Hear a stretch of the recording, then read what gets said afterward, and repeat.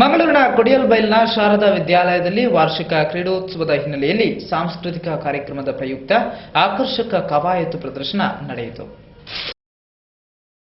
ಮಂಗಳೂರಿನ ಕೊಡಿಯಲ್ಬೈಲ್ನ ಶಾರದಾ ವಿದ್ಯಾಲಯದ ವಾರ್ಷಿಕ ಕ್ರೀಡೋತ್ಸವ ಇತ್ತೀಚೆಗೆ ನಡೆಯಿತು. ಈ ಹಿನ್ನೆಲೆಯಲ್ಲಿ ನಡೆದ ಸಾಂಸ್ಕೃತಿಕ ಕಾರ್ಯಕ್ರಮದ ಸಭಾ ವೇದಿಕೆಯಲ್ಲಿ ಅತಿಥಿ ಗಣ್ಯರು ದೀಪ ಬೆಳಗಿಸಿ ಉದ್ಘಾಟಿಸಿದರು.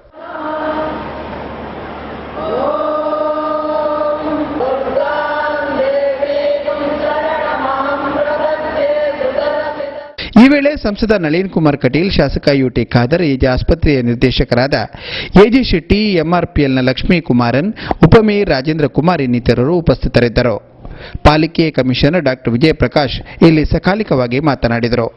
ಯಾವುದೇ ಭಾಷಣ ಅಥವಾ ಸಂದೇಶದ ಸಮಯ ಎಲ್ಲ ನಾನು ಭಾವಿಸ್ತೇನೆ. ಅಲ್ಲಿಯ ಮಕ್ಕಳ ಪ್ರತಿಭೆ, ಆ ಪ್ರತಿಭೆ ನೀಡಿದಂತಹ ಸಂದೇಶ ಮತ್ತು ಆ ಪ್ರತಿಯೊಬ್ಬ ಮಕ್ಕಳಲ್ಲಿ ಅದು ಕೂಡ ಎರಡನೆಯ ಒಂದು ಗೀತೆಗೆ ನರ್ತಿಸಿದಂತಹ ಮಕ್ಕಳು, ಅಂತಹ ಚಿಣ್ಣರು, ಅವರಲ್ಲಿರುವಂತಹ ವೈವಿಧ್ಯಮಯವಾದಂತಹ ಒಂದು ಪ್ರತಿಭೆಯನ್ನು ನೋಡಿದಾಗ ಈ ಶಾರದಾ ಶಿಕ್ಷಣ ಸಂಸ್ಥೆಗೆ ಏನು ಒಂದು ಅಭೂತಪೂರ್ವವಾದಂತಹ ಒಂದು ಹೆಸರಿದೆ. ಶಾರದಾ ವಿದ್ಯಾಲಯದ ಸಂಚಾಲಕರಾದ ಎಂಬಿ ಪುರಾಣಿಕ್ ಸ್ವಾಗತಿಸಿದರು.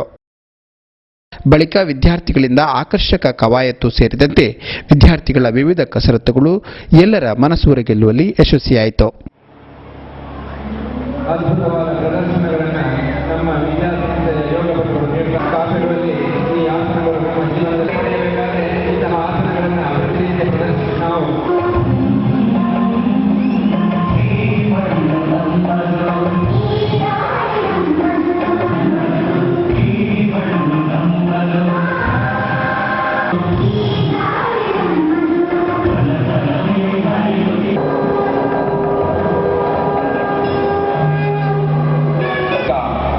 मातृभूमि के दर्शन पाने का